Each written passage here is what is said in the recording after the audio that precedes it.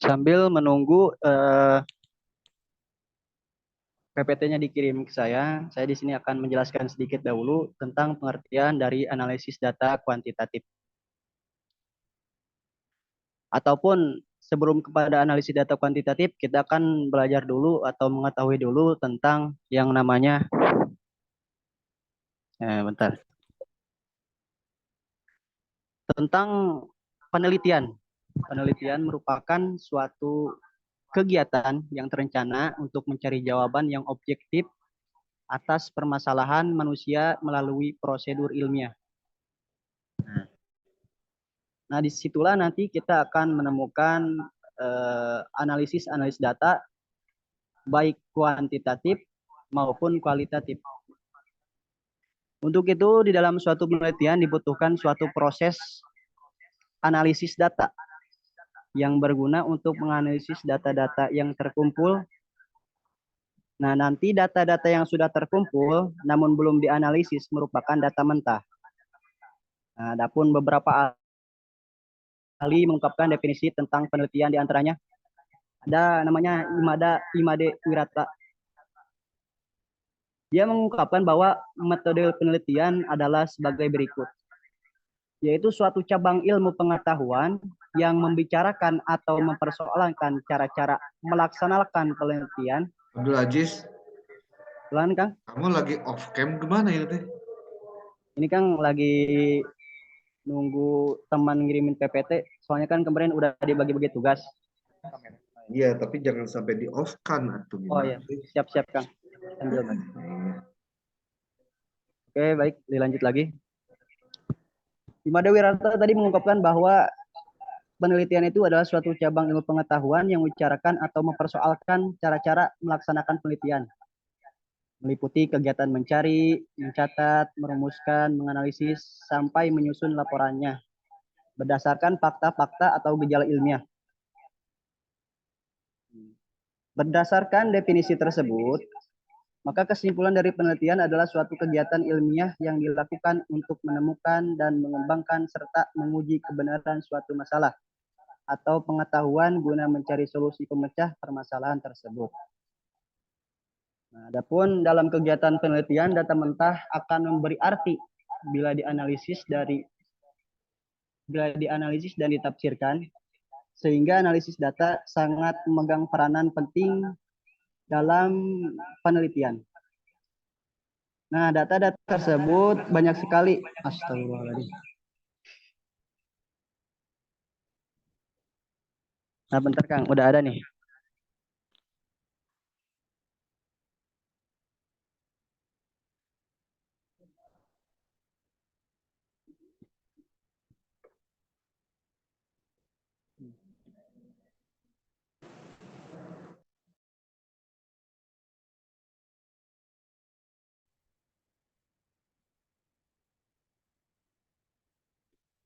Nah, data-data tersebut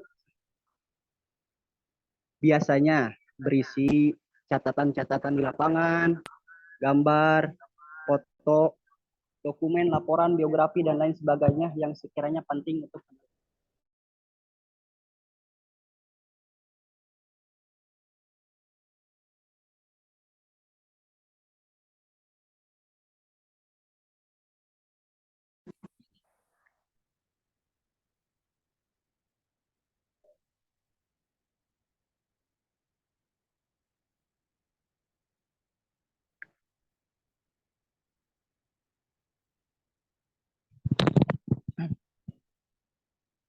Nah, disitulah kita akan belajar tentang definisi penelitian menurut salah satu ahli.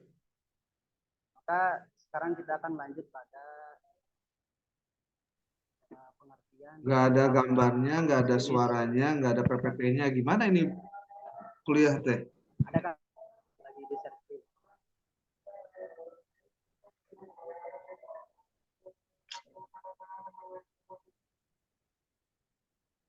Itu Kang Abdul Aziz, kameranya jelek jadi ikut sama Padli itu di kamera yang di on cam sama Padli itu ada Abdul Aziz.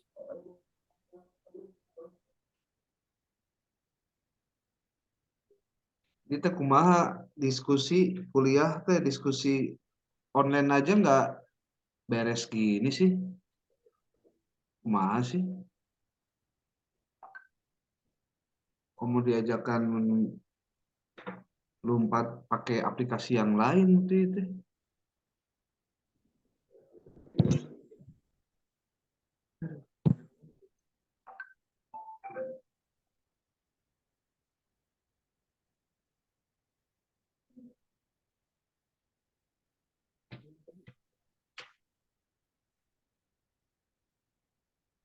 Kalau mau jadi presenter, jadi kebagian diskusi itu coba persiapannya maksimal coba. Sekarang aja belum dikirim filenya di grup.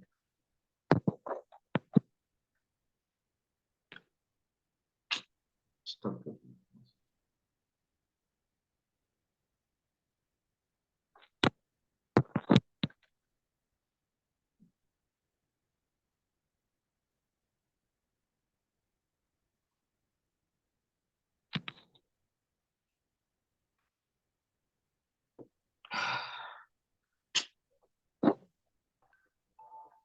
Mau dilanjut nggak ini diskusinya?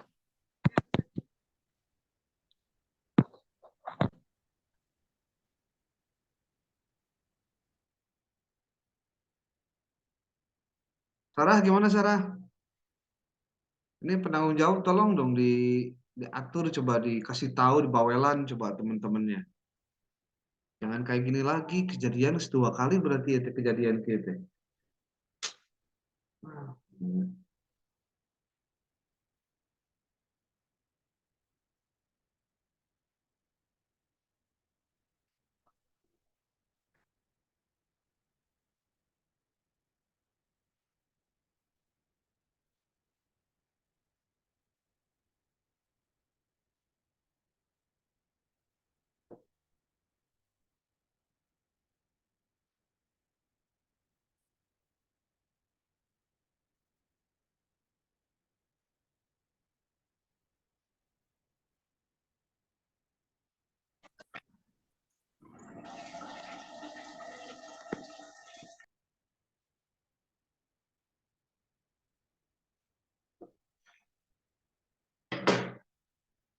Ini ngabisin waktu aja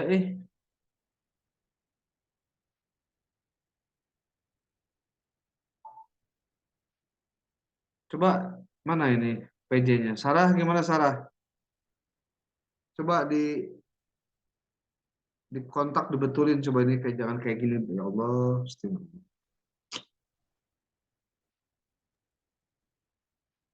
Assalamualaikum Kang, maaf. Eh, itu udah dikirim ke grup tapi nggak bisa, kata teman-teman yang jadi pematerinya nggak bisa untuk dimasukkan kepada Zoom ya Kang.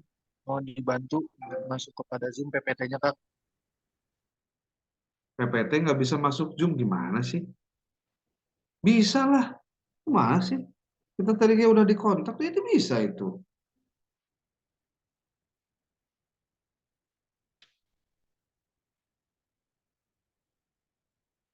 Cek akang oge make laptop di mari di bejaannya ririk tampil diskusi teh. Aduh, ampun aing.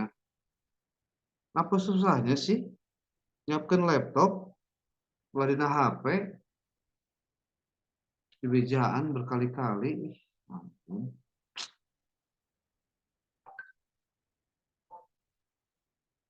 Coba lah nurut, coba kumaha sih. Emang teu baroga laptop acan itu sekelas teh. Kumaha sih? Atau representasi itu kelompok ngupayakeun kumaha ge nyiapkeun.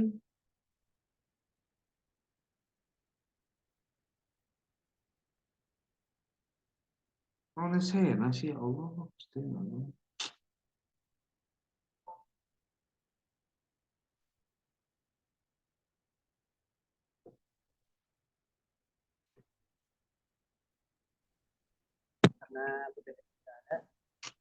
Arah Kita mulai lagi sekarang. Yang pertama yaitu tentang kuantitatif. Kuantitatif itu ada beberapa pengertian ataupun isi. Di antaranya yang pertama yaitu menguji pengaruh variabel X dan Y, variabel moderating dan intervening. Selanjutnya itu mengolah data-data berupa data diperoleh dari kuesioner atau laporan keuangan dan lain-lain. Lanjut kepada metode analisis kuantitatif. Di sini ada beberapa penjelasan ataupun jenis. Ada analisis pengaruh dari X terhadap Y, analisis faktor-faktor yang mempengaruhi Y, analisis perbedaan X terhadap Y. Contohnya misalkan yang analisis pengaruh dari X terhadap Y, yaitu analisis pengaruh tingkat pemahaman pajak terhadap kepatuhan wajib pajak. Adapun analisis faktor-faktor yang mempengaruhi Y, yaitu contohnya seperti analisis faktor-faktor yang mempengaruhi kepatuhan wajib pajak. Bedanya sama, yang pertama ialah kita tentuin sendiri variabel independennya, yang kedua variabel independennya baru bisa ditentuin kalau sudah diuji. Yang ketiga yaitu analisis perbedaan X terhadap Y. Contohnya analisis peralihan peraturan pemerintah nomor 46 tahun 2013 menjadi peraturan pemerintah tahun 23 tahun 2018 terhadap penerimaan PPh final. Nah, di sini ada cara menganalisis penelitian kuantitatif. Ada pertama adalah analisis regresi sederhana, yaitu dipakai untuk judul yang pertama seperti pengaruh pemahaman pajak terhadap kepatuhan wajib pajak. Kenapa? Karena ada satu variabel independen dan ada satu variabel dependen, maka namanya regresi sederhana. Adapun analisis regresi berganda, yaitu analisis ini dipakai untuk judul penelitian yang pertama. Tapi kalau ada yang lebih dari satu variabel independen pada variabel moderating dan ada pada variabel intervening, jadi namanya regresi berganda. Lanjutan, yaitu ada uji faktor. Uji faktor dipakai untuk judul penelitian kedua, yaitu analisis faktor-faktor yang mempengaruhi variabel independen. Ada uji Mann-Whitney test, dipakai untuk judul yang ketiga. Nah, untuk melakukan keempat uji ini, kita bisa pakai software, diantaranya ada Excel, SPSS, VLS, FView, dan sebagainya. Selanjutnya ada eksplorasi. Eksplorasi data adalah cara untuk mengenal data sebelum mengolahnya melalui survei dan investigasi. Nah, kumpulan data itu berukuran besar, disiapkan untuk analisis yang lebih mendalam dan terstruktur.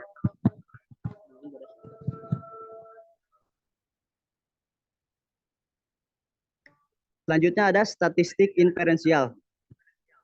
Adalah suatu metode yang menggunakan rumus statistik dan hasil perhitungannya dijadikan sebagai pedoman dalam membuat kesimpulan secara umum atau menggeneralisasikannya. Statistika inferensial merupakan suatu teknik menganalisis data pada sebuah populasi atas bukti data sampel yang telah didapatkan. Nah, ada selanjutnya uji hipotesis. Uji hipotesis adalah metode pengambilan keputusan yang didasarkan dari analisa data dalam statistik. Sebuah hasil dapat dikatakan signifikan secara statistik jika kejadian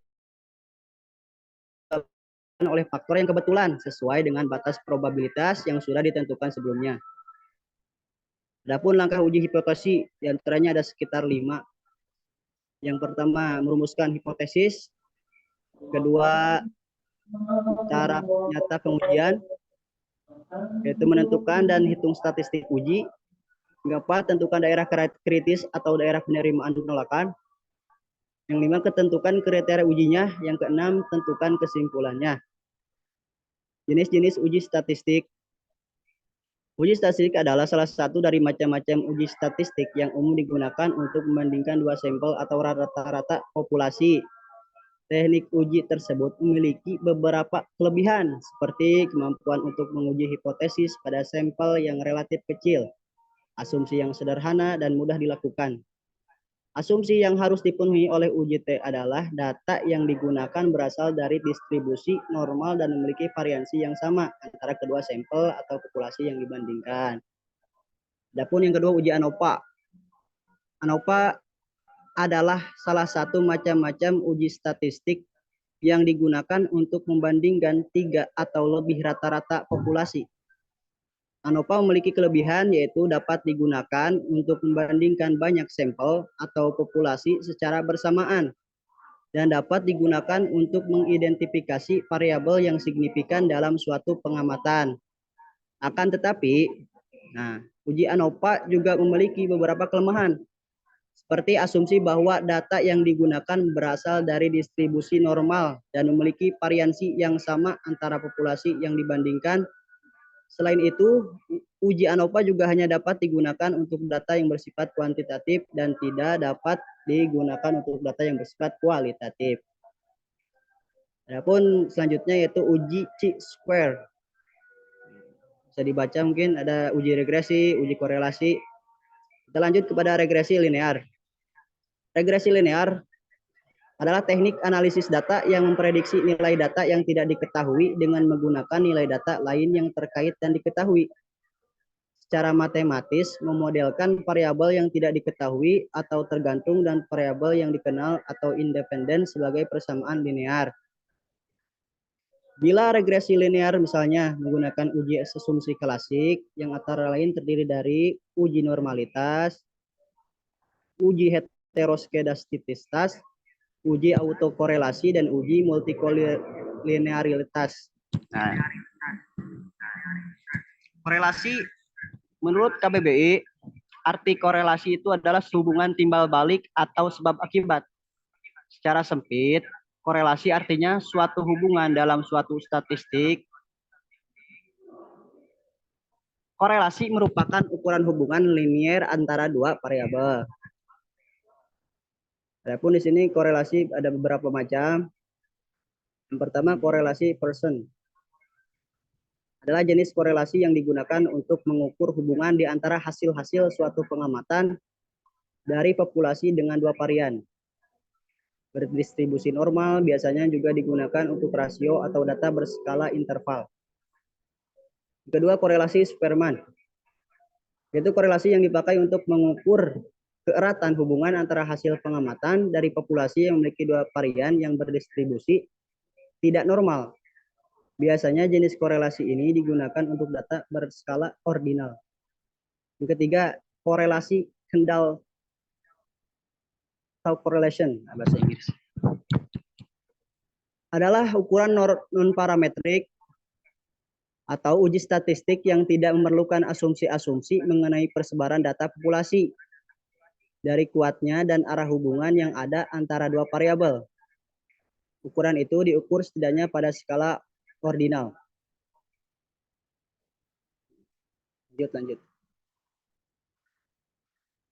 Lanjut pengelolaan data. Pengelolaan data dengan perangkat lunak. Itu adalah suatu bahasa pemrograman dan lingkungan komputasi statistik yang dikenal dengan kemampuannya yang luas, dengan ribuan paket dan fungsi yang tersedia. R itu kode, sebuah kode. Memungkinkan analisis data yang mendalam dan fleksibilitas tinggi. Kelebihannya termasuk kemampuan analisis statistik yang kaya, visualisasi data yang indah, serta dukungan komunitas yang kuat. Adapun Python adalah bahasa pemrograman serbaguna yang telah memperoleh popularitas dalam analisis data dan statistika dengan library seperti NumPy, Pandas, dan SciPy. Python memberikan alat yang kuat untuk memanipulasi dan analisis data. Kelebihannya mencakup sintaks yang mudah dipahami, kemudahan penggunaan, dan fleksibilitas yang tinggi. Adapun Statistical Package for the Spatial Science adalah perangkat lunak terkemuka dalam analisis statistik dengan antarmuka grafis yang intuitif. Ya, sebuah software ya, kembali lagi, yaitu memudahkan pengguna yang tidak memiliki latar belakang pemrograman. Kelebihannya termasuk sebagai metode statistik yang tersedia kemampuan visualisasi data yang mudah, dan aplikasi khusus dalam analisis data sosial. Ada selanjutnya SAS ataupun Statistical Analysis System. Adalah sebuah perangkat lunak yang populer dalam analisis data dan pemodelan statistik.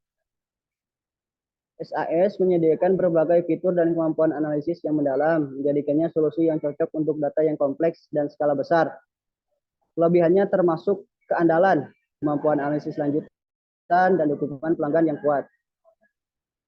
Nah, bisa dibaca selanjutnya ada Excel yang sudah kita ketahui bersama. Kita lanjut aja kepada kesimpulan. Kesimpulannya adalah analisis data adalah proses telaah dan pencarian makna dari data yang diperoleh untuk menemukan jawaban dari masalah penelitian. Dalam rangka analisis dan interpretasi data, perlu dipahami tentang keberadaan data itu sendiri. Secara garis besar, keberadaan data dapat digolongkan ke dalam dua jenis data, yaitu data bermuatan kualitatif dan data bermuatan kuantitatif. Analisis data dalam kuantitatif menggunakan pendekatan statistik. Dalam teknik analisis data menggunakan statistik, terdapat dua macam statistik yang digunakan, yaitu statistik deskriptif dan inferensial. Statistik inferensial meliputi statistik parametris dan non-parametris. Proses pengolahan data kuantitatif dapat dibagi dengan 3 tahap: coding data, entering data, dan cleaning data. Penafsiran atau interpretasi tidak lain dari pencarian pengertian yang lebih luas tentang penemuan-penemuan.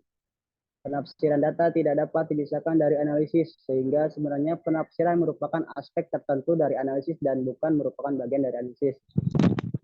Nah, selanjutnya kita lanjut pada bagian pertanyaan ataupun penambahan pada para audiens. Bila ada pertanyaan ataupun tambahan, silakan.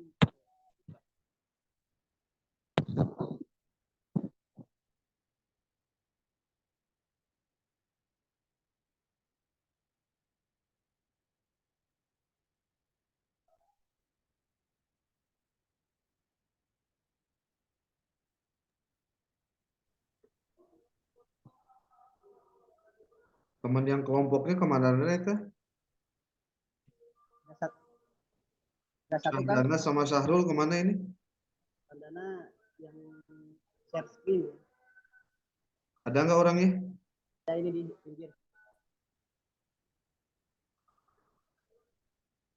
Itu nggak ngomong apa dari tadi? Diam baik. Sadana Kang, seperti yang tadi saya bilang, barusan pakai kamera Sadana Abdul Aziz. Tadi berdua, tapi pas materi sama Abdul Aziz. Syahrulnya Yang mana berikut. Syahrul? Syahrul nggak ada, Kang? Ada nggak? Nggak ada. Kemana ini Syahrul? Tahu kayaknya di Obong.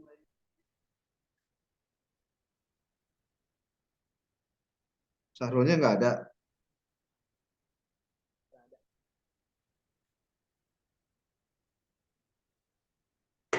Udahlah. Sok, silakan dilanjut.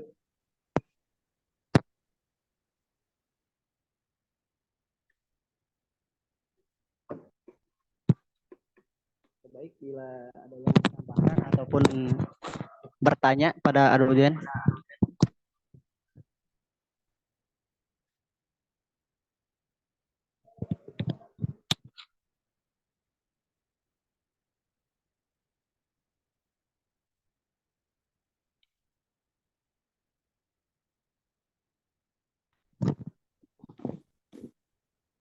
Assalamualaikum warahmatullahi wabarakatuh. Waalaikumsalam warahmatullahi wabarakatuh. Saya Muhammad Sismit dari kelompok 6. Ada beberapa yang saya ingin tanyakan terkait untuk contoh. Saya ingin materi untuk contoh kasus yang memakai metode penelitian kuantitatif gitu, seperti bagaimana judul dan bagaimana menarik kesimpulan dari metode tersebut hasilnya. Terima kasih.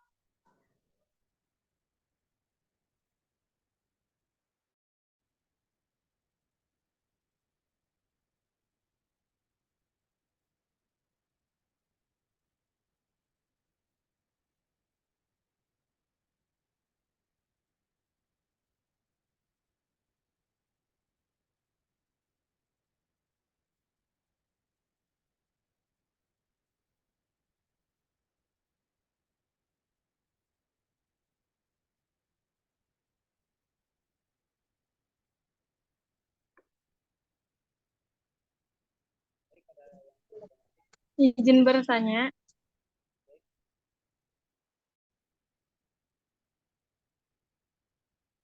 Oke, silakan. Baik, Assalamualaikum warahmatullahi wabarakatuh. Waalaikumsalam warahmatullahi wabarakatuh. Di sini kan pemakalan membahas tentang metode penelitian kuantitatif. Yang ingin saya tanyakan, apa saja ciri-ciri khusus metode penelitian kuantitatif? Itu saja pertanyaan dari saya. Assalamualaikum warahmatullahi wabarakatuh. Oke, baik, terima kasih. Ada lagi? Coba lagi pertanyaan.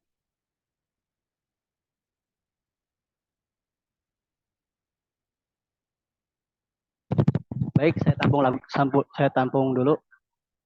Ada satu pertanyaan lagi. Pertanyaan terakhir.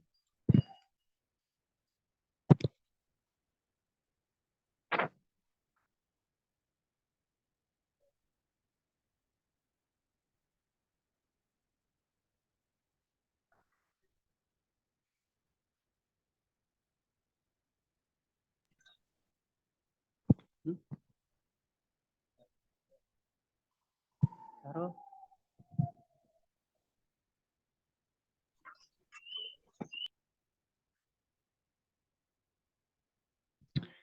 Baik, kalau tidak ada yang bertanya, saya akan menjawab dulu tentang ciri-ciri dari penelitian kuantitatif. Di antaranya metode penelitian kuantitatif mempunyai karakteristik ataupun ciri-ciri sebagai berikut. Yang pertama yaitu memiliki dua atau lebih variabel yang diukur pengaruhnya.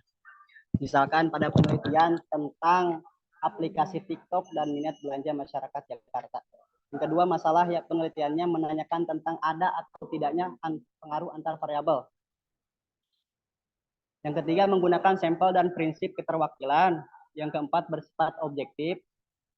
Dan yang kelima, relatif singkat. Berarti kebalikan dari penelitian kualitatif. Kalau kualitatif itu lebih identik tentang penelitian yang luas, yang sifatnya rinci-rinci, tidak hanya singkat ataupun tidak objek, maksudnya tidak objektif, tapi sangat-sangat objektif. Seperti itu. Adapun pertanyaan pertama, kalau kita misalnya judul yang pas kira-kira untuk penelitian kuantitatif, misalnya kita ambil dari contoh kemarin lagi rame-ramenya TikTok ya. Misalkan judul penelitiannya itu pengaruh aplikasi TikTok terhadap minat belanja masyarakat Jakarta. Nah, misalkan itu judulnya.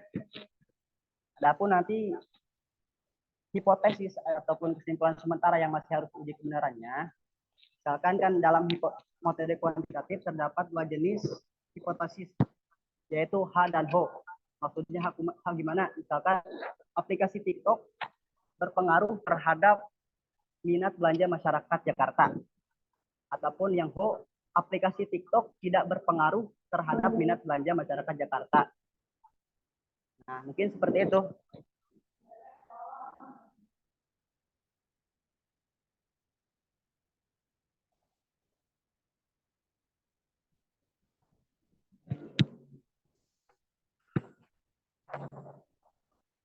Jadi untuk variabel antar variabel yang berlawanannya itu aplikasi TikTok dan minat Jakarta apa gimana?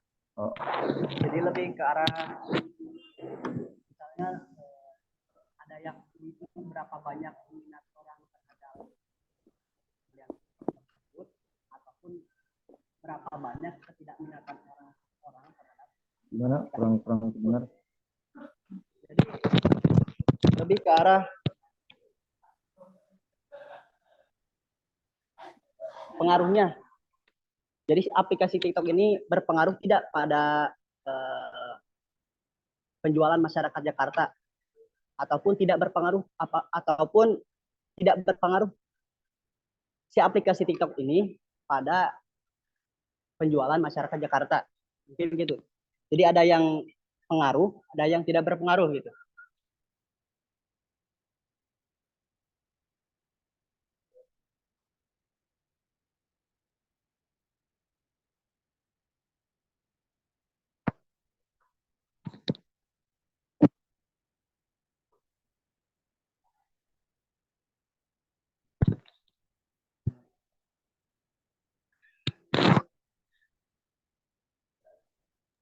Boleh bertanya nggak?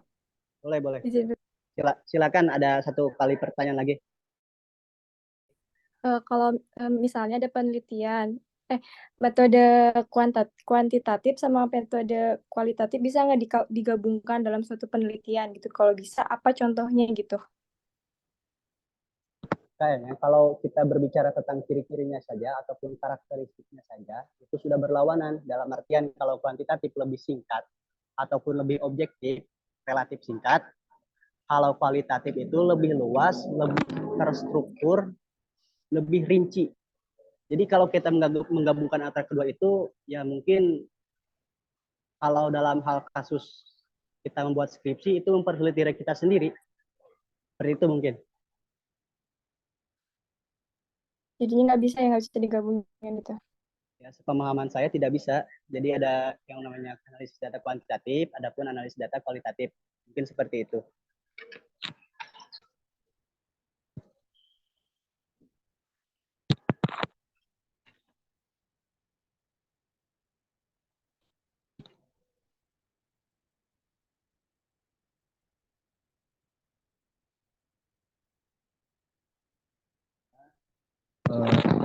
Menambahkan izin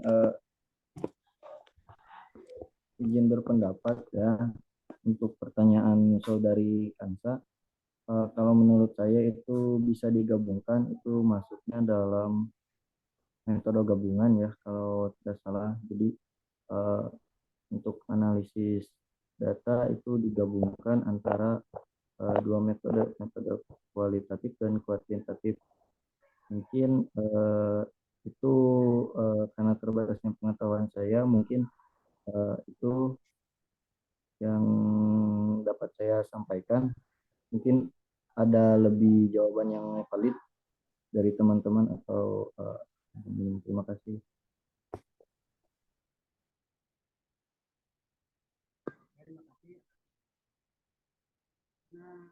Pertanyaan sudah dilaksanakan. Mungkin sekarang kita lebih mendengar penjelasan dari Akang perihal analisis data kuantitatif.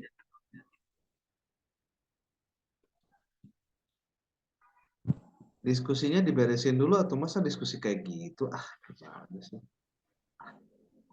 Coba Oh di ya, on kamera, coba hari diskusi deh.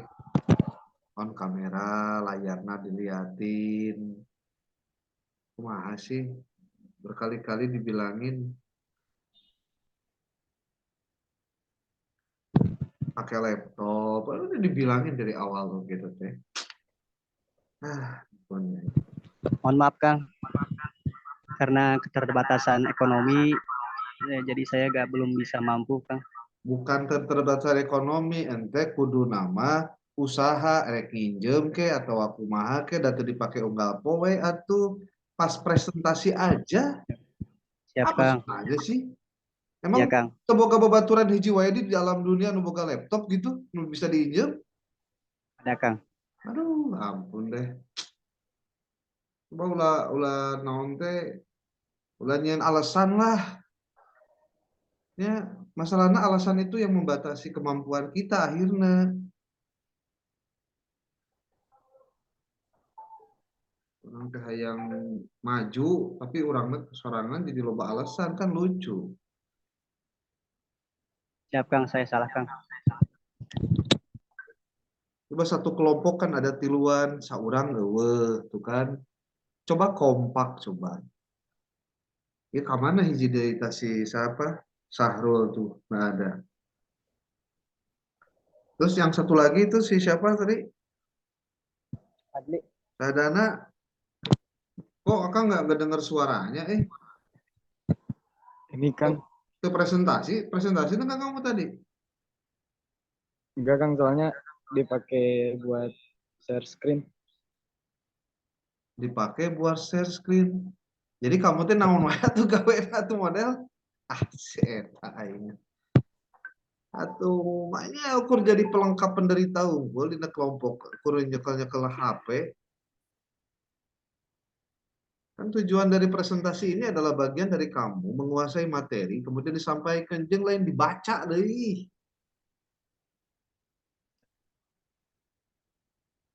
Ya Abdul Aziz, kemana ya wajahna eueuh kita tempo? Hadir Kang, ini di Padli. Di Mama Chandana Kang kameranya. Yang mah udah kumaha sih ya HP 2 jadi hese deh ieu na. Suka error Kang HP-nya Kang. Wah, bar. Kade perkembangan teknologi ayeuna teh kurang teh kudu diigelan bahasana lain kalakan jauhan. Siap Kang. Kalau selama posisi kita selalu begitu, mau kapan bisa berkembang? Nah,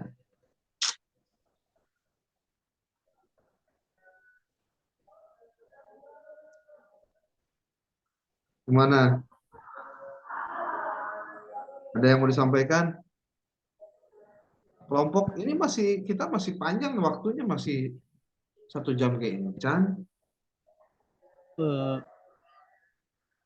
Sok, Akang mangke terakhir ngebahas iya weh sebelum waktunya jam 4 lah, sebelum asar selesai. Ini masalahnya, duh, kamu teh kalau kamu mengetahui pentingnya metode penelitian, kamu akan serius ketika bicara bagaimana menyelesaikan materi-materi yang terkait dengan materi metode penelitian.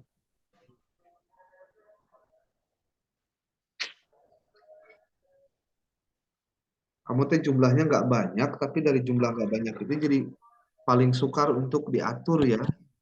Makanya ditampilkan 2 kali presentasi.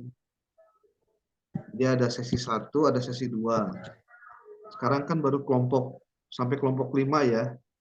Baru sampai kelompok 5. Nanti mungkin minggu depan akan ke bagian tatap muka di kelas.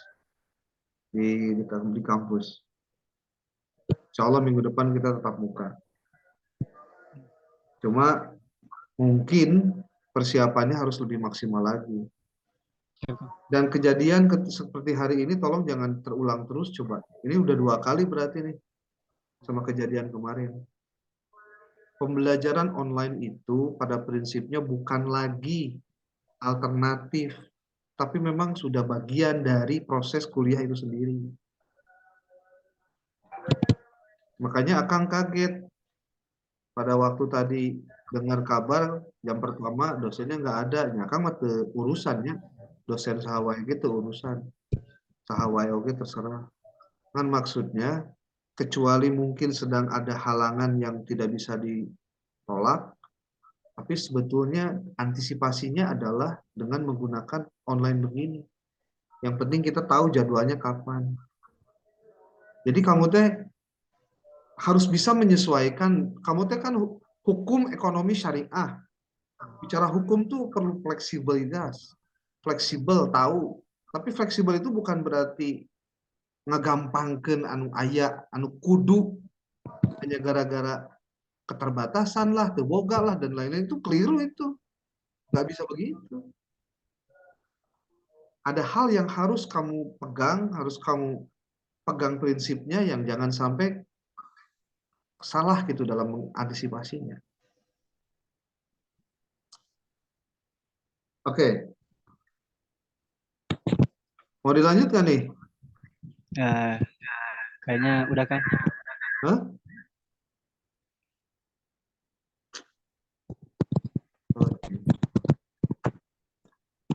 Cobalah nanti teman-teman yang lain ini pada off kamera, gimana, kenapa ini? Akang teh terus terang aja selalu mendapati mahasiswa di kelas itu sulit untuk bisa menyesuaikan dengan kondisi yang seharusnya ideal gitu. Setiap kuliah pasti akan kudu ngomong masalah on kamera, akan kudu ngomong masalah presentasi PowerPoint can dikirim pada waktu hari H. Itu kapan mau berubahnya sih kelas ini teh?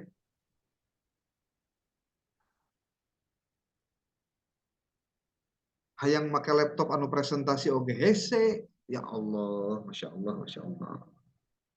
Atau memang Akang terlalu punya ekspektasi tinggi gitu pada kalian. Sehingga kayaknya kamu tuh memang grade-nya itu bukan grade yang harusnya masuk pada ranah standar gitu. Padahal kamu tuh udah semester 5 .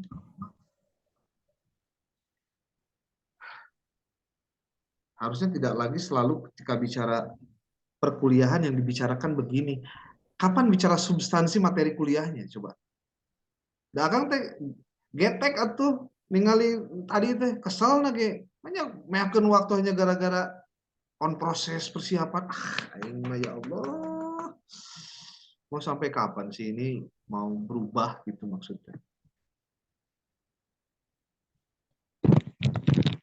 Ya. Nih teman-teman HES Sarah coba dibilangin coba yang serius tuh ya Allah. Apa susahnya sih serius kuliah? Akang sorangan ya kuliah teh. Diuk ya, pasang internet. Mau modal sarua kabeh oge da penting mentingkeun kuliah ya teh. Coba kamu pikir, siapa yang akan menghargai proses kuliah kamu kalau bukan kita sendiri coba? Siapa yang akan menghargai proses kuliah kita kalau bukan kita sendiri? Kalau kamunya sendiri nganggap kuliah ini biasa-biasa aja atau aing mah cenah ieu mah dosen ge tara hadir tatap muka dan lain-lain. Ceritanya sudah berubah sekarang. Bukan begitu caranya. Tingkat kedewasaan dan kemandirian kamu pada saat menuntut ilmu hari ini tuh dituntut besar. Kalau hanya sebatas persoalan itu, berarti inilah yang harus dijadikan bagian dari solusinya harus seperti apa gitu. Bukan selalu mengeluh dengan keterbatasan.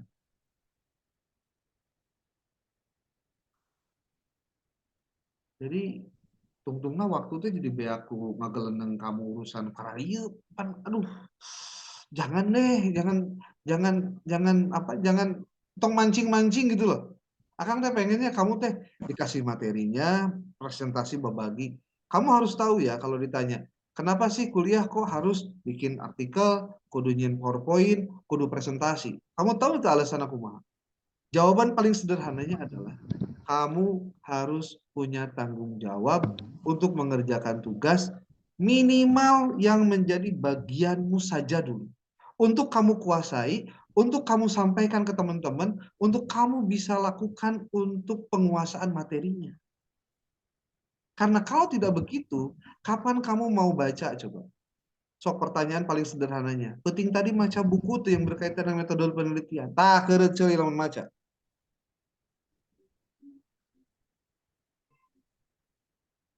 Pasti tuh maca. Kenapa? Yang apalah tuh. Makanya disuruh, dipaksa minimal per kelompok 1 kali pertemuan dia harus presentasi. Kalau sekarang 2 kali pertemuan, setelah UTS balik lagi. Untuk apa itu?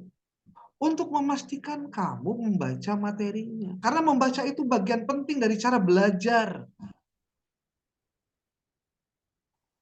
Makanya presentasi jadi maca artikel atau maca PPT, da lain eta tuh. Belajar menguasai bahan coba kalau mau presentasi. Kamu tahu kan, kemampuan berbicara di depan orang itu adalah kemampuan yang perlu dikuasai di zaman sekarang. Dan itu harus dilatih. Caranya gimana? Banyak baca, banyak berlatih untuk menyampaikan menyampaikan pesan ataupun juga menyampaikan materi. Semakin kamu sering melakukan itu, maka kamu tidak akan kesulitan pada saat dimana kamu harus menyampaikan hal-hal yang mungkin kamu ngedadak harus menyampaikan sesuatu. Makanya kuliah ini adalah pada prinsipnya latihan menuju penguasaan kompetensi-kompetensi itu. Tapi biasanya mahasiswa lamun dititah kudus untuk bikin artikel kah, maca dan lain-lainnya itu tidak dimanfaatkan untuk dilakukan karena dengan pikiran bahwa cenah maca-maca wae capek, alah cenah daripada ayeuna maca mending main handphone lah, ulin lah dan lain-lain. Jangan punya alasan, Kang abdi di pasantren, abdi bari ngaji. Saya ge baheula keur kuliah bari masantren teu loba alasan. Emang mau masantren di dinya wungkul. So amat sih masantren teh. Saya ge anak santri. Nggak pernah tuh menjadikan alasan karena cici pesantren kemudian jadi kuliah terbengkalai. No, enggak. Jadi jangan sekali-kali kamu beralasan karena tinggal di pesantren, terus kamu mendowngrade, ngerti gak? Mendowngrade. Artinya mendowngrade itu artinya menurunkan grade kamu hanya gara-gara kamu di pesantren, hanya gara-gara kamu ingin dikasihani karena kamu di pesantren. Ngeri mahasiswa kalau jadi santri tapi banyak alasannya, ngeri. Saya malah jadi kaget kalau generasi kalian begitu, berarti memang hampir rata-rata sih gitu.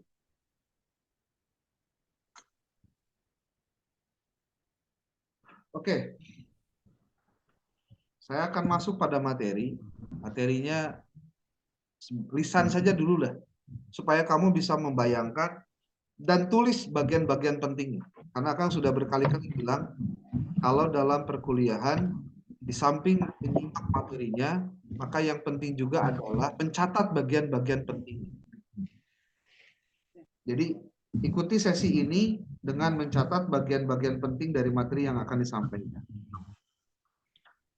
Sebenarnya materi tentang penelitian kuantitatif itu ada di bukunya Muri Yusuf yang menjadi tugas kamu.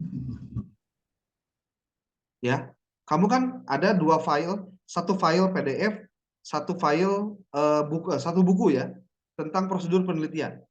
Dan itu adalah tugas yang kamu kerjakan, latihannya untuk kamu kerjakan setelah membaca buku atau di bab itu. Kita lihat nanti di pertemuan ke-15, berapa orang di antara kalian yang bisa menuntaskan semua. Karena pada hakikatnya tugas-tugas itu adalah batu ujian terhadap konsistensi kamu dalam belajar. Percaya atau tidak, di akhir nanti di pertemuan ke-15, selalu ada mahasiswa yang tidak mengerjakan tugas itu. Ya. Oke. Masuk sekarang di penelitian kuantitatif. Apa itu penelitian kuantitatif? Kalau dilihat dari katanya, kuantitatif itu dari kata quantity. Quantity itu jumlah atau banyak. Artinya, bicara tentang penelitian kuantitatif, maka yang menjadi dasar filosofis atau nilai filsafat awalnya itu adalah filsafat positivistik atau positivisme. Berbeda dengan kualitatif, kalau kualitatif itu filsafatnya filsafat neopositivistik. Bahasa lainnya itu adalah konstruktivisme. Itu disebut benar menurut kuantitatif jika terukur, jika ada objek, jika ada metode, dan memiliki indikator-indikator yang menunjukkan sesuatu itu benar. Jadi disebut benar teh lamun dalam kuantitatif itu kudu aya indikatoran. Indikatornya apa? Contoh, disebut ganteng. Ganteng itu kualitatif, tapi bisa dikuantitatifkan. Dengan cara apa? Memberikan indikator-indikator. Contoh, apakah wajahnya mulus? Contohnya. Kemudian badannya tinggi, besar, contohnya. Itu disebut ganteng, contohnya. Badannya kekar, tidak hanya sispek lah, contohnya. Kemudian tidak berjerawat, contohnya. Kemudian kulitnya mulus, itu disebutnya ganteng. Mungkin ketika membuat indikator-indikator itu. Nah, nanti kalau indikator bicaranya skor. Skor apa? Skor untuk menunjukkan gantengnya itu kalau 1 sampai 10 di angka berapa? Pasti banyak yang berdebat. Saya di angka 7, saya di angka 6, saya di angka 8, dan seterusnya. Angka-angka itu kemudian dikuantifikasi, dijumlahkan, maka yang paling besar itulah yang mungkin lebih ganteng daripada yang lainnya. Itu untuk mengukur seberapa sesuatu itu bisa dikuantifikasikan. Dalam penelitian, ingat ya, dalam penelitian, kita akan melihat bahwa penelitian kuantitatif adalah penelitian yang terdahulu atau jadul, yang pertama, ya, yang pertama. Nah, di bukunya A'mur Yusuf itu di bab di bab tentang penelitian kuantitatif, kamu akan lihat bahwa yang disebut dengan kuantitatif, termasuk di dalam bukunya Imam Mahali, disebutkan juga di situ, bahwa yang disebut dengan penelitian kuantitatif itu memiliki bedanya dengan kualitatif, itu seperti apa ya, 180 derajat berbeda. Nah, ketika pertanyaannya, apa perbedaan mencolok dari penelitian kuantitatif dan kualitatif? Di bukunya A'mur Yusuf itu ada di bagian-bagian awal. Dia menjelaskan tentang apa perbedaan kuantitatif dengan kualitatif. Ada di bab 3 di halaman 58 tentang karakteristik dan jenis-jenis penelitian kuantitatif. Di situ juga ada penjelasan tentang apa yang membedakan kuantitatif dan kualitatif. Akang cuma ingin ngasih tahu satu hal. Untuk mahasiswa HES, sekali lagi, mahasiswa HES, lamun dibaca dari berbagai skripsi-skripsi yang ada, hampir bisa dipastikan rata-rata mahasiswa yang menulis tesis jarang sekali menggunakan metode penelitian kuantitatif. Kebanyakan menggunakan metode penelitiannya kualitatif. Kalau kamu ingin sekedar untuk mengetahui contohnya, kamu kan, Akang sudah pernah diberikan tugas untuk kamu mendownload materi-materi tesis, materi-materi skripsi, yaitu skripsinya, yang itu kamu harus download minimal abstraknya. Abstrak itu ada abstrak materi penelitian kualitatif, kemudian ada kuantitatif, kemudian ada mix method. Cuma kalau yang mix kita tidak bahas dulu, ya.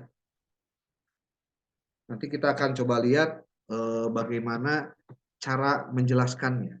Termasuk kalau kamu ingin tahu contoh-contohnya. Sekali lagi, kalau hanya sebatas contoh banyak. Nanti kita akan perlihatkan contohnya. Sebentar.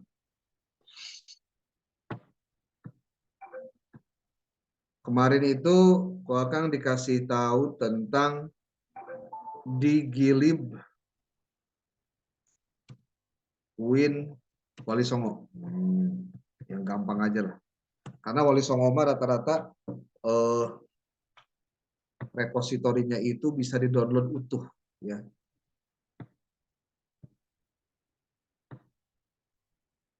Silakan nanti lihat share screen-nya. Sudah terlihat belum?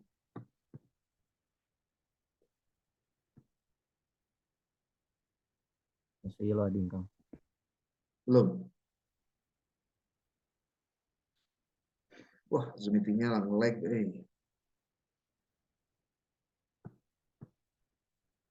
Oke, sudah terlihat atau belum?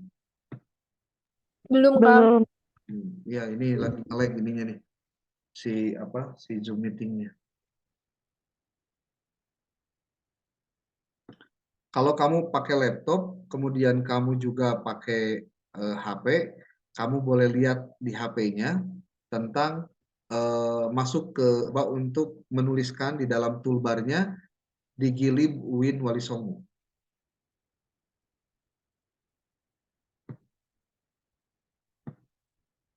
Share-nya sudah masuk? Sudah, Kang. Oke. Sudah. Oh. Kamu tinggal masuk ke sini di browser, kamu masuk ke division. Di division kamu nanti akan menemukan banyak pilihan.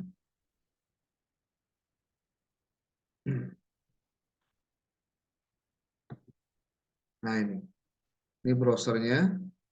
Pilihannya adalah kamu masuk ke Fakultas Syariah. Karena HES ada di Fakultas Syariah. Fakultas Syariah itu ada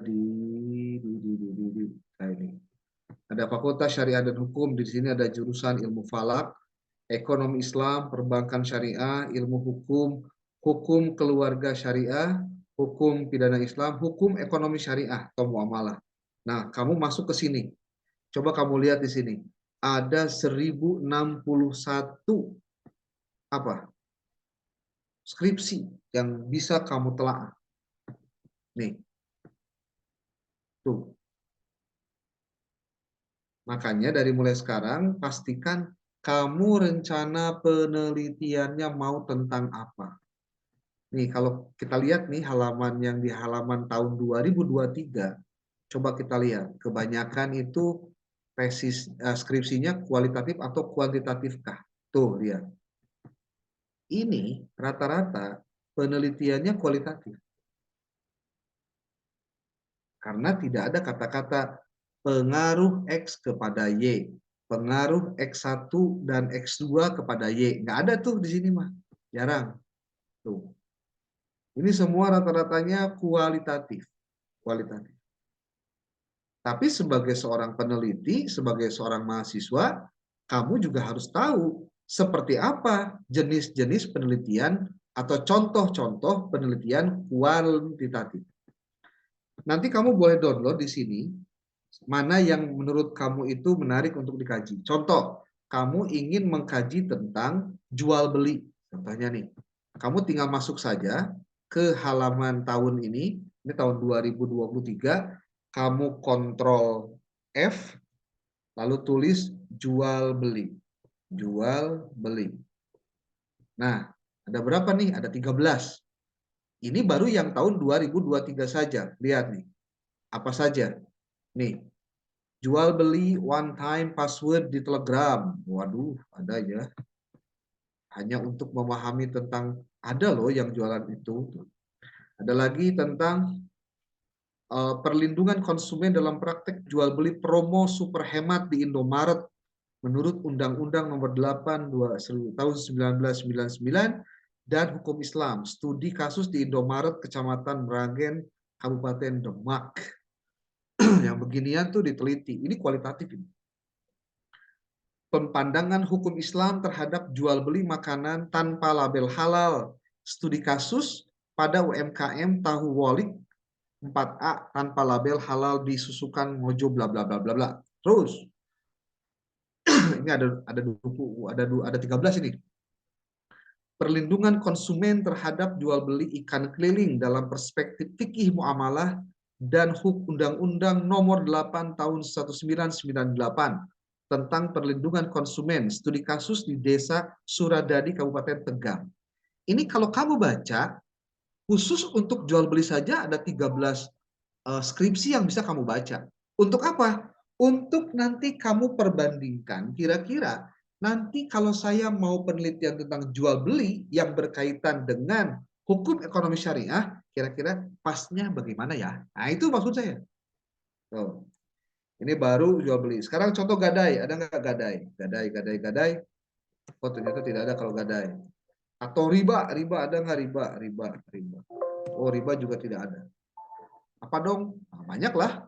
Nah, ini baru tahun 2023. Coba kalau kita lihat tahun sebelumnya, apakah lebih banyak? Tuh, tinggali. Tahun 2022 ternyata 164 buah. Wah, lebih banyak lagi nih. Ya.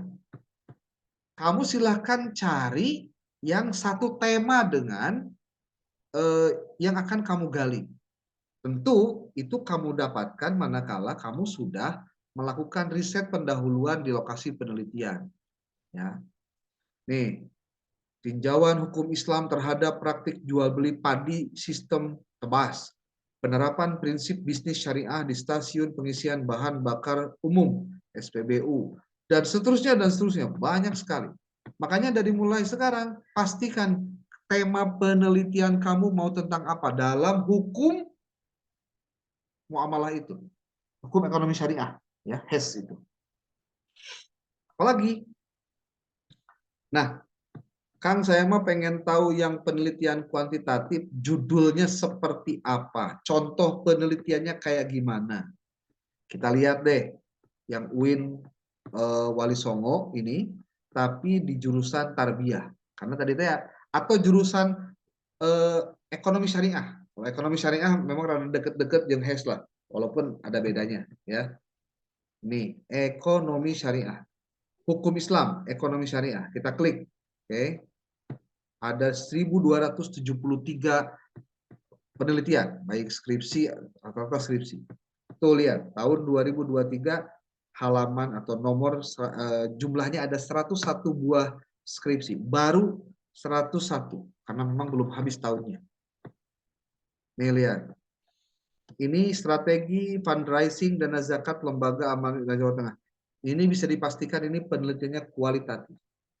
Kalau ingin tahu bagaimana kuali dan kuanti, lihat aja ada kata pengaruh atau hubungan enggak. Nah, coba kita lihat. Ctrl F, pengaruh. Coba ada nggak yang pakai kata pengaruh? Ada 54 judul skripsi yang menggunakan kata pengaruh. Ini bisa dipastikan kalau diklik, ini masuknya ke penelitian kuantitatif. Ini lihat sih contohnya. Pengaruh kualitas produk harga dan labelisasi halal terhadap tingkat penjualan usaha mikro kecil menengah UMKM kuliner di Kabupaten Jepara. Ini ada 3 variabel. Pertama variabelnya kualitas produk. Oh berarti 4, sorry. Pertama kualitas produk, 2 harga, dan ketiga labelisasi halal. Jadi ini 3 nih. Kualitas produk, harga, dan labelisasi halal. Ini yang disebut dengan variabel independen, variabel bebas, ya, yang kita selalu bentuknya adalah X, itu adalah ini nih. Kemudian ada kata terhadap. Nah, terhadap tingkat penjualan usaha. Ini tingkat penjualan masuk pada kategori variabel dependent atau variabel yang terikat, ya. Jadi ada variabel bebas, ada variabel terikat. Untuk skripsi, sekali lagi, untuk skripsi sangat jarang mahasiswa menggunakan variabel intervening, moderator, itu jarang dipakai. Ya, bukan persoalannya jadi mempersulit diri, Kade. Tidak ada istilah begitu kalau penelitian mah. Tapi memang karena untuk skripsi cukup 2 variabel saja, X dengan Y selesai. Nggak masalah. Ya. Dan penelitian betul-betul tadi bisa menggabungkan antara variabel penelitian kualitatif dengan kuantitatif yang kita sebut itu penelitian gabungan atau mixed method.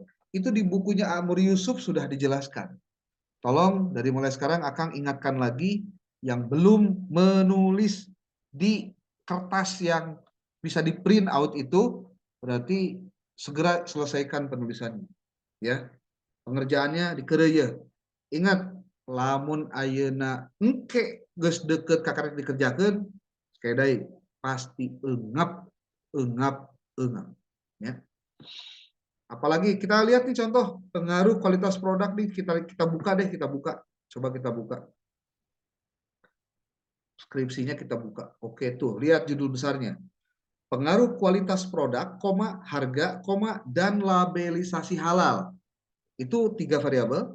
X1 kualitas produk, X2-nya harga, X3-nya labelisasi halal. Terhadap tingkat penjualan usaha mikro kecil menengah UMKM kuliner di Kabupaten Jepara. Coba kita lihat abstraknya. Nih lihat abstrak.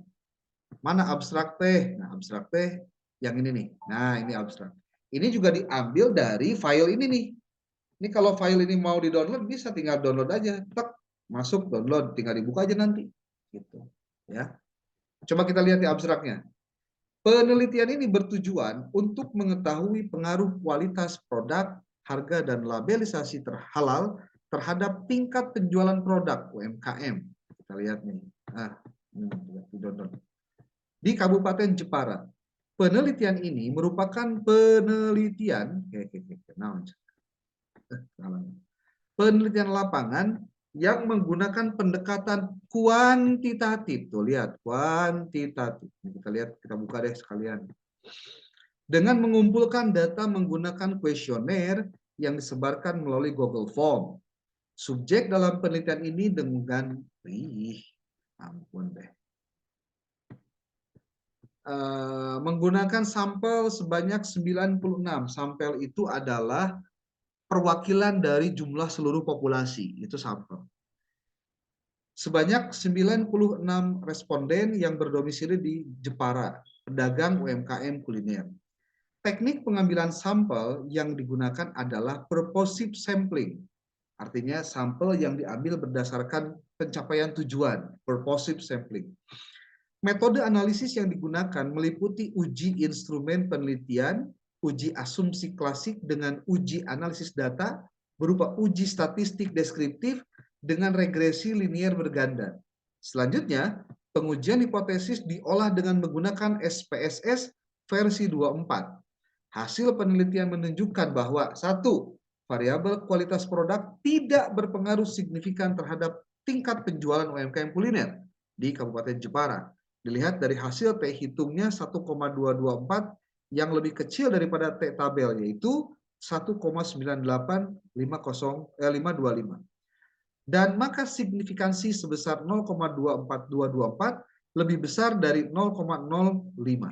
Itu kesimpulan pertama. Kesimpulan kedua, variabel harga berpengaruh signifikan terhadap tingkat penjualan UMKM kuliner Kabupaten Jepara. Dilihat dari T hitung 5,989 lebih besar daripada T tabel 1,98525. Dan nilai signifikansinya 0,00 lebih kecil daripada 0,05. Kemudian yang ketiga, simpulannya, variabel labelisasi halal berpengaruh signifikan terhadap tingkat penjualan UMKM kuliner Kabupaten Jepara. Dilihat dari hasil T hitung 5,309 lebih besar daripada 1,98525 dan nilai signifikansinya sebesar 0,00 lebih kecil daripada 0,05. Dari abstrak ini sudah kita ketahui jenis penelitian ini adalah kuantitatif. Variabelnya mana? Nih, ada kualitas produk, harga, dan labelisasi halal sebagai variabel independen. Mana variabel dependennya? Yaitu tingkat penjualan produk UMKM. Ini dari sini saja kita bisa lihat skripsi tadi ini yang sudah di-download. Tuh, skripsinya full text, 98 halaman ada semua di sini. Tuh, bisa kalian pelajari isinya sambil kalian juga harus baca. Oh, begini cok cara nyian skripsi teh. Oh, siga kieu loh skripsi teh. Minimal gambarannya kamu harus sudah punya. Artinya apa? Ketika kamu bicara tentang penelitian, maka kudu daek maca skripsi-skripsi yang sudah ada. Dan ini tidak mudah kalau kamu tidak punya laptop untuk kamu download, nggak-download, kan gitu modelnya. Sekarang mau sampai kapan kita beralasan untuk tidak memiliki fasilitas yang itu adalah dipakai untuk memudahkan kita belajar, ya. Banyak berdoa deh. Da Gusti Allah mah atuh maha ngaijabah doa. Bahwa kamu kamari-kamari ngadoana teu serius. Ayeuna mah kudu serius Hah? Ulah ngomong wae, ada Bapak Abdi mah Pak atau Kang cenah atau indung Bapak Abdi mah henteu naon dan jelema mampu. Da kabeh oge jelema mah maksakeun. Nya teu, sok maksakeun kabeh oge. Da hayangna mah wayah kieu teh geunahna mah cicing di imah, nyekel remote TV, bari nyo remote, pindah-pindah channel, bari ngopi, genah gitu tah hirup teh. Dibandingkeun jeung ayeuna kudu kuliah, bari online, capek, cangkel, bari digeleneng. Tapi mungkin tahapan kamu untuk berubah itu memang harus mengalami proses dulu begini. Makanya nikmati aja prosesnya. Jangan terlalu banyak berpikir yang lain-lain. Oke? Jadi coba untuk tugas di minggu depan, hari Jumat depan, hari Kamis depan, kamu tentukan fokus penelitian kamu mau tentang apa yang akan kamu teliti. Ingat, Kalau kamu nggak ngerti tentang judul-judul skripsi kualitatif rata-rata untuk mahasiswa HES, cobalah kamu tadi teh ya, masuk atau googling di eh, apa di Gilib. Di Gilib itu singkatan dari Digital Library atau repository. Di setiap UIN pasti ada, dan kamu bisa baca atau bahkan bisa download. Seperti tadi akan nge-download satu skripsi, itu kan bisa dibaca oleh kalian, dan bukan untuk di copy paste. Tugas kamu adalah membaca bagaimana strukturnya, sistematikanya, cara logika menjelaskan jawaban dari pertanyaan masalah penelitiannya gitu. Ya, gitu. Jadi itu cara belajar cepat. Kamu tidak bisa berharap dari kampus 100%. Nah, terus, tolong kamu hubungi Kang Bari sebagai sebagai ketua Prodi S1 HES. Kamu harus melakukan pengajuan judul skripsi dari sekarang, tentu dengan masalahnya. Sok ngobrol bagaimana, tentunya kamu harus sudah persiapan. Nih teman-teman semua nih, kelas HES semester 5, Akang ingatkan, kamu harus sudah punya rencana penelitian skripsi. Kamu semua silakan hubungi Kang Bari sebagai ketua prodi atau Kang Omai sebagai sekretaris kalau tidak salah, untuk kamu hubungi dan kamu ngobrol tentang kira-kira rencana penelitian tes skripsi kamu mau apa. Terus kamu harus mendownload minimal 5 atau 6 artikel, 5 atau 6 abstrak skripsi untuk kamu pelajari. Syukur-syukur kamu mendownload file utuh sehingga kamu di laptop bisa kamu pelajari untuk kamu bisa maksimalkan potensi kamu membahas tentang skripsi yang orang lain. Untuk supaya kamu tahu, oh jadi kalau saya mau bikin skripsi segak kieu teh kudu kieu nya, tak gitu. Ya. Oke. Ada pertanyaan dulu silakan.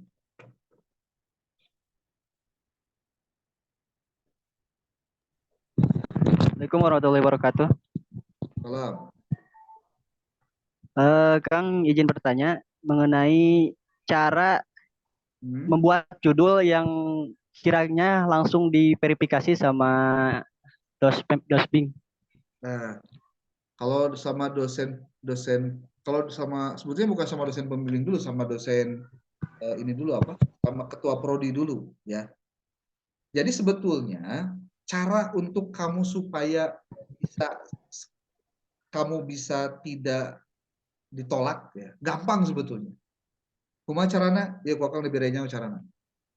Asup karena YouTube. Asup karena YouTube.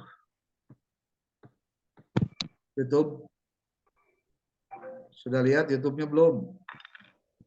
Belum, Kang.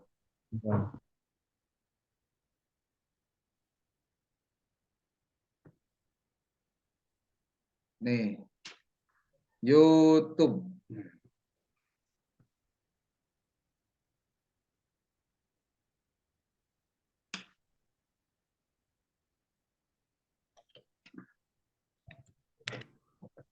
Kamu tulis di sini, di toolbar YouTube-nya,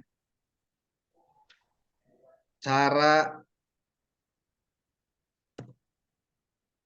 menemukan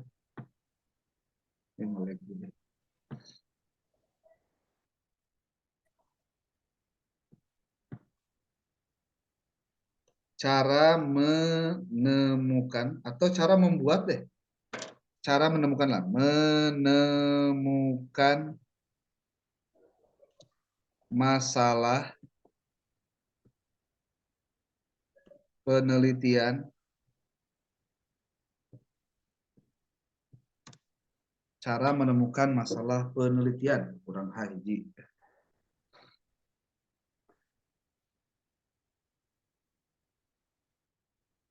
Nah ini nih udah ada nih. Cara menemukan masalah penelitian untuk judul skripsi. Nah iya. Masuk ke sini, lalu klik. Nah,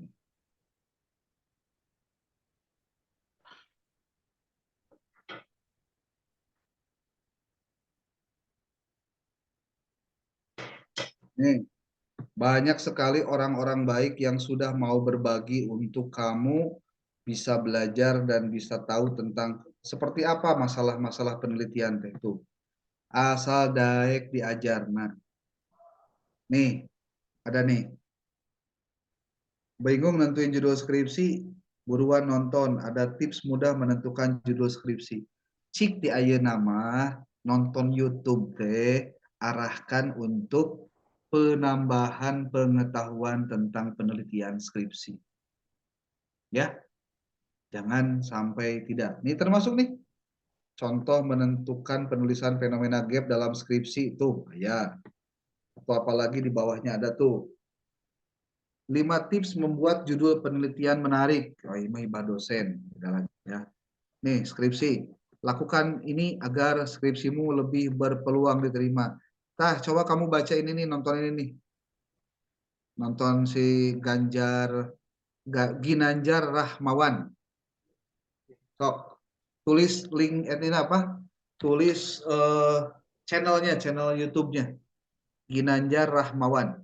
Nanti ini nih, tulis ini, dicari. Pokoknya cari tentang yang bau-bau nukia we. Sing sering nonton atau lihat.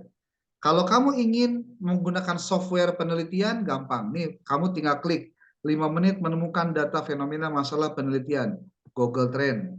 Termasuk menggunakan openknowledge.org ya. Ini ada nih. openknowledge.org. Tips membuat gap research skripsi tuh sudah ada. Apa gap research? Kesenjangan skripsi, kesenjangan penelitian. Tuh. Cari masalah judul skripsi dan penelitian. Semua ada di dalam YouTube. Timimiti nu ibadah jeung nu haram jadah aya di YouTube. Ya. Timimiti anu ayeuna soleh tapi ke anu toleh aya di YouTube. Nah, kalau kamu pengen tahu lebih mudah, sok nonton we. Kan gaduh HP sanes. Nah, manfaatkan handphone. Nah. Tong jadi alasan wae handphone untuk belajar.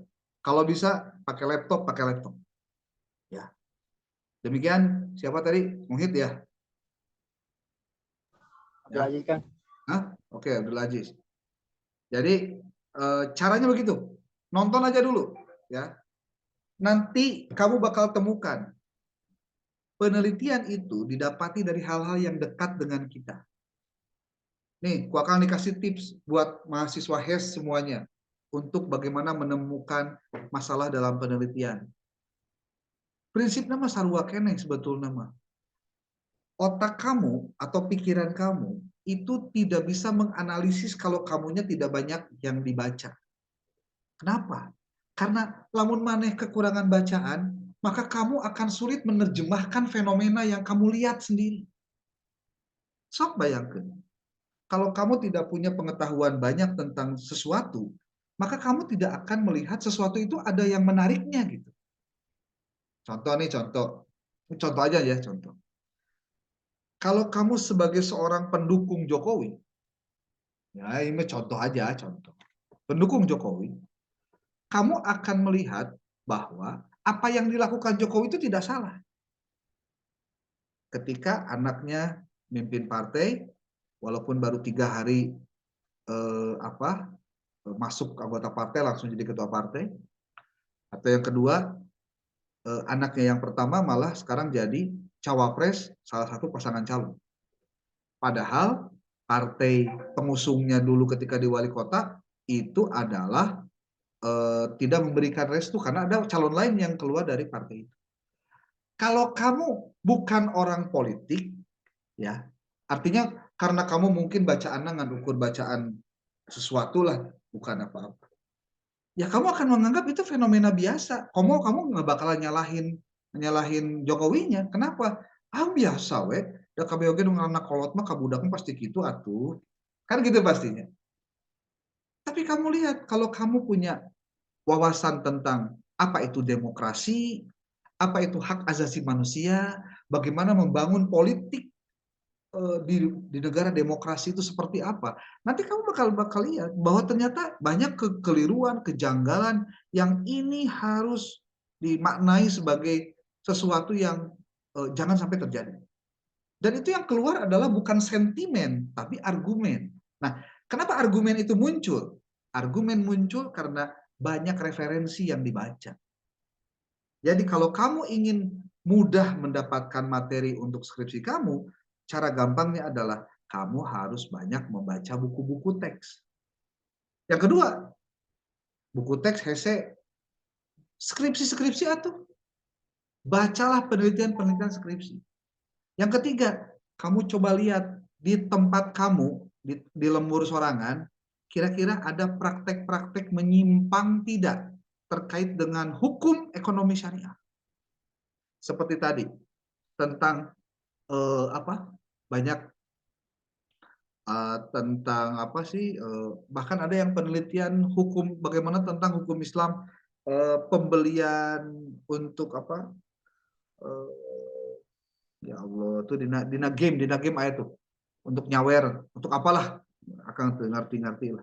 Tapi ayat itu bagaimana hukumnya gitu. Termasuk main slot itu ada yang menghukumi itu bukan judi katanya. Padahal kan itu ketika dia bermodal tuh main judi sebetulnya. Nah, jadi cobalah lihat dari sekitarnya. Nah, termasuk kalau kamu ingin mengetahui lebih lanjut, ini terakhir nih ya, terakhir karena sudah jam 8.16.12. Kamu juga harus sholat. Oke. Ini contoh nih di YouTube nih. Kamu sekarang carinya jangan di YouTube. Di mana? Di Google Scholar. Gimana caranya? Masuk ke scholar.google.com. Kalau kamu tidak mau belajar begini-beginian, udah ketinggalan tuh sekarang. Ya. Ini masuk ke Google Scholar, kamu tulis skripsi prodi HES. Contohnya nih, ada nggak kira-kira yang muncul nanti? Tuh, ini contoh nih, banyak. Ini tinggal kamu download aja. Nanti kamu terjemahkan sendiri kalau yang berbahasa Inggris. Kalau tidak, ya tidak. Atau kamu cari aja satu. Hukum Islam tentang apa ya? Jual beli ijon. Dengan ijon. Ini contoh aja contoh. Ijon tuh itu apa? Yang beli dulu sebelum tanamannya asak gitu. Tuh lihat. Jual beli dalam perspektif Islam, salam dan istisna. Tinjauan hukum dan ekonomi Islam terhadap jual beli hasil panen secara ijon. Nah, kan banyak tuh yang tentang ijon. Contohnya kamu menemukan kasus di tempat kamu ada yang ngaijonkeun. Nah, tapi ijon teh rada-rada beda-beda gitu. Nah, itu teh harus kamu telaah dulu ininya. Nih, dina Google Scholar. Tuh, sabar hiji berarti tadi. Google Scholar, dina YouTube terkait dengan cara untuk mencari judul dan menyusun masalahnya, ya. Kemudian juga ada YouTube lain, ya. Kemudian juga ada di giliwinwolisongo.ac.id. Kalau yang akan tadi sebutkan tidak kamu catat, ya pasti akan banyak ketinggalan informasi yang seharusnya kamu bisa dapatkan untuk penguat materi metode penelitian metode kuantitatif. Ya. Oke, itu saja mungkin yang bisa disampaikan. Kalau kamu ingin tahu materi ini, misalnya ini karena direkam, nanti kita akan upload di YouTube supaya kamu ada materi untuk kamu bisa baca dan kamu pelajari. Ya. Oke, itu saja. Terima kasih. Billahi taufiq wal hidayah. Jangan lupa tugas tadi untuk mendownload skripsi dan kamu berhubungan dengan ketua prodi dan prodinya. Nanti ku akan di WA Kang Bari sama Kang Omaynya untuk nanti melayani kalian supaya kamu mengajukan tema rencana penelitian kamu, ya. Allahumma muwaffiq ila aqwamit thoriq. Assalamualaikum warahmatullahi wabarakatuh. Waalaikumsalam warahmatullahi wabarakatuh.